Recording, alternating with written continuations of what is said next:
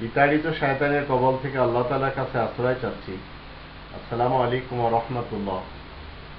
বাংলাদেশের ইতিহাসে আজ আমরা এমন কিছু নেতাদেরকে দেখতে পাচ্ছি যারা একেবারে দেশপ্রেম শূন্য।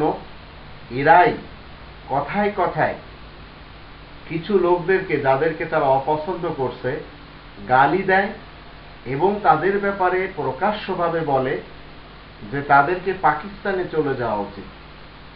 তো আজ পাকিস্তান পাকিস্তান নিয়ে কথা বলা অন্তত এই দুর্নীতিবাজ নেতা কর্মীদের উচিত না। এরা জানে না যে এই পাকিস্তান যদি না থাকতো তাহলে আজ বাংলাদেশ যে একটি ভূখণ্ড, স্বাধীন বাংলাদেশ, যে স্বাধীন বাংলাদেশের পাসপোর্ট নিয়ে আমরা দেশ দেশান্তরে ঘুরে বেড়াই, এগুলি আমাদের সম্ভব হতো না।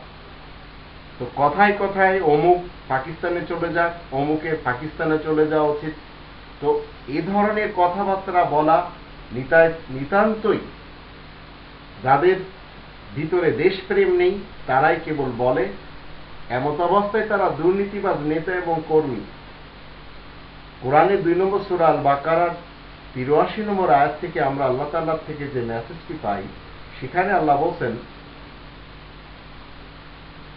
বলছেন যে ওয়াইযা আখাযনা মিসাকা বানি ইসরাঈলা লা তা'বুদুনা ইল্লাল্লাহ ওয়া বিল ওয়ালিদাইনি ইহসানা ওয়া যিল কুরবা ওয়াল ইয়াতামা ওয়াল মাসাকিন ওয়া কুলু লিন-নাসি হুসনা ওয়া আকিমুস সালাতা ওয়া আতুজ যাকাত সুম্মা তাওয়াল্লাইতুম ইল্লা কলিলাম মিনকুম ওয়া আনতুম মুরিদুন। এবং যখন আমি অঙ্গীকার নিই বানি ইসরায়েলদের থেকে যে তোমরা আল্লাহ ব্যতীত কারোর উপাসনা করবে না, বাবা মার সাথে ভালো ব্যবহার করবে এবং যারা আত্মীয় স্বজন, এতিম মিসকিন এবং সকল মানুষের সাথে উত্তম ব্যবহার করবে, উত্তম ভাষা তাদের সাথে বলবে, সাথে সাথে নিজেরা যেন সালাত কায়েম রাখতে পারে, যাকাত আদায় করতে পারে। কিন্তু তোমাদের মধ্য থেকে অধিকাংশরা আল্লাহ তাআলার কথা অমান্য করে, গুটি কতক লোক ব্যতীত। 43 বছর হয়ে গেছে পশ্চিম পাকিস্তান থেকে পূর্ব পাকিস্তান রূপান্তরিত হয়েছে অনেক বাঙালিদের, দেশপ্রেমী লোকদের রক্তের বিনিময়। আজ বাংলাদেশ স্বাধীন একটি দেশ। দুর্নীতিবাজ নেতারা কথায় কথায় অমুককে তমুককে পাকিস্তান চলে যেতে বলা হচ্ছে।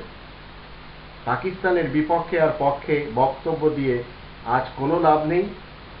সত্যি কথা হলো, যেটা বিশ্বাস করতে হবে এবং প্রত্যেকটি বাঙালিকে মানতে হবে, বাংলাদেশিদেরকে, পাকিস্তান না থাকলে আজ আমরা একটি স্বাধীন বাংলাদেশ চোখেও দেখতাম না।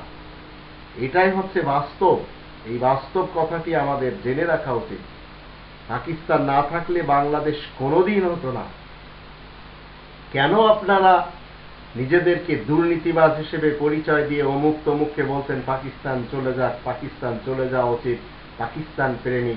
আপনারা কি বাংলাদেশ প্রেমী হলে তাদেরকে মানিয়ে নেন, তাদেরকে বানিয়ে নেন, তাদেরকে বাংলাদেশের ভূখণ্ডের ভিতরে থেকে এই দেশকে প্রেম করতে দেন।